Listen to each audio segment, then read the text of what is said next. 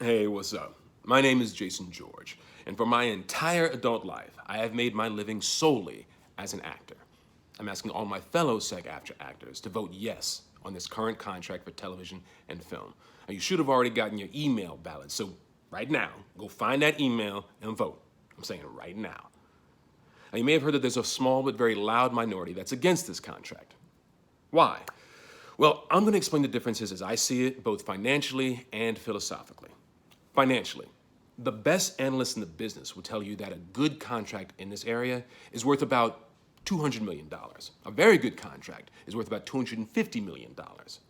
This contract is worth $318 million, conservatively. Now, that's great in any situation, but in a COVID-19 world where producers are going to start paying millions of dollars for shows for testing and protective equipment, that deal is amazing.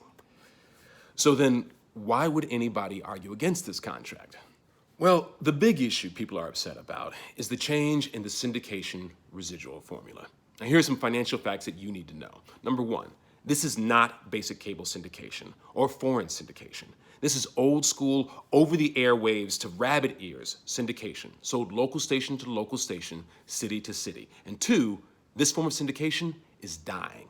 Over 50% of all of this kind of syndication is on the ION network. One network. And there are only 17 shows left in all of this kind of syndication. 17. I compare that to the hundreds of new shows that will enjoy the 26% increase in residuals for shows made for streaming services. Even if we did nothing, this form of syndication would drop by over 50% inside of 3 years. That's because, 3, residuals were killing this form of syndication, making it too expensive to sell the shows. That's why the DGA, WGA, and SAG-AFTRA all agreed to change our formula.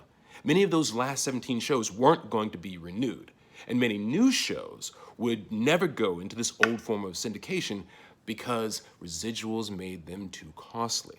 The DGA, WGA, and SAG-AFTRA all thought that getting a smaller check was much better than getting no check at all, especially if the trade-off was the massive increase in residuals in streaming services. That's the future of our industry, and this form of syndication is the past. That's the big one. But what are the other reasons? I think I can give you a simple philosophical analogy why some of those few people are arguing against this contract.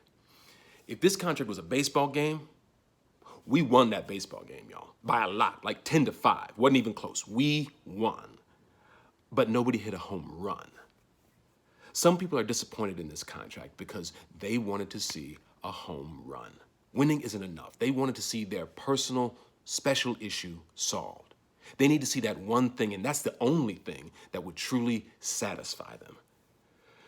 Well, every actor that works under this contract has at least one thing that they definitely wanted to see. I know my number one issue wasn't solved. I mean, we addressed it like we addressed almost every issue. We fought hard for it. I mean, we went down to the wire for it. Like for that and a whole host of other issues, including the nudity provisions, where we made sure that all actors were treated with dignity, whether they were background actors or day players or star names. We got most of the things that were absolutely essential. We got the protections we needed, even if we didn't get every single thing that people like myself may have wanted. So some people think we should start all over again. But this unprecedented 26% increase in residuals for shows on streaming services, that was negotiated with the DGA first, before the coronavirus shutdown. And even with the millions of dollars lost due to the stop in production, producers chose to still offer that same deal to SAG-AFTRA and to the WGA. If we start all over again, we'll not only be dealing with angry negotiating partners who feel like we just refused the biggest contract that they've ever negotiated with us. We'll be dealing with producers that are now fully aware of how much money they've lost in the work stoppage and how much it's going to cost them to get us back to work safely. I was willing to put my own personal number one issue aside because I can't deny that this is a fantastic deal for all actors. We won this game. I don't want to start the game back at 0 just because I'm looking for a home run.